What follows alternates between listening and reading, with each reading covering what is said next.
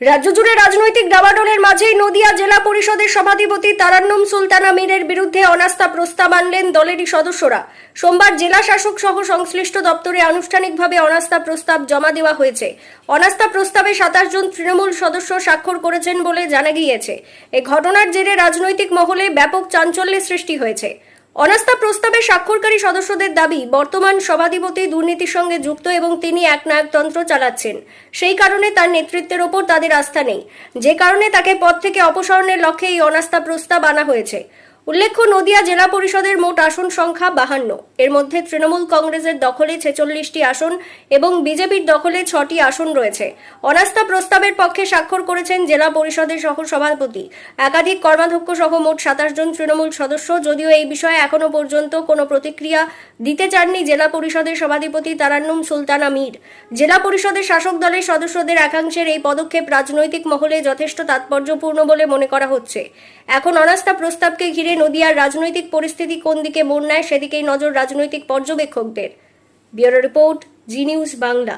নদিয়া জেলা পরিষদের সভাধিপতির বিরুদ্ধে আমরা অনাস্থা এনেছি এবং অনাস্থা পেপার আজকে আমরা ডিএম সাহেবের কাছে জমা দিতে এসেছিলাম এবং জমা দিয়েছি।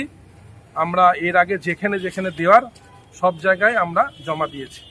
অনাস্থানার কারণ হচ্ছে সভাধিপতির দাম্ভিকতা, মানুষকে মানুষ না ভাবা। কিছুদিন আগে আমাকেই উনি এমনভাবে অপমান করেছেন, বলেছেন ঘর থেকে বেরিয়ে যাও, এবং ওনার সিকিউরিটি ডেকে আমাকে সিকিউরিটি বলছে ওকে বের করে দাও, যেটা উনি পারেন না।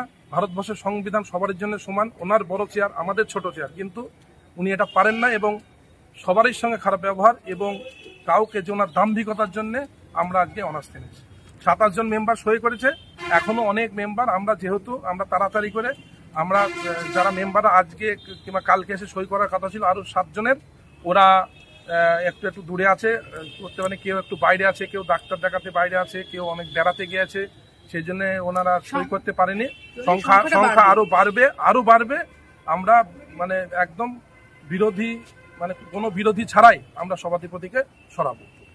দীর্ঘদিনের একটা মানে জমা হওয়া ক্ষোভ রয়েছে জেলা পরিষদ সভাধিপতির এগেনস্টে।